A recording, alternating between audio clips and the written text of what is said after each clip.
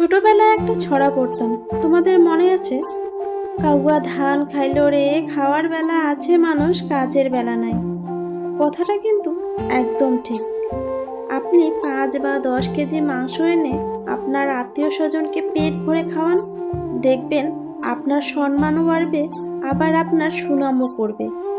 কিন্তু আপনি যখন বিপদে পড়বেন, সেই মাংস খাওয়ানো মানুষগুলোর কাছে একটু যাবেন, দেখবেন সাহায্য করা তো দূরের কথা, উল্টে আরও বলবে, আরে ও ও তো বেহিসেবি ছিল, অতিরিক্ত টাকা পয়সা নষ্ট করতো, টাকার গরম দেখাতো। টাকা খরচ করা সহজ, তার জন্য কোনো বুদ্ধির প্রয়োজন হয় না।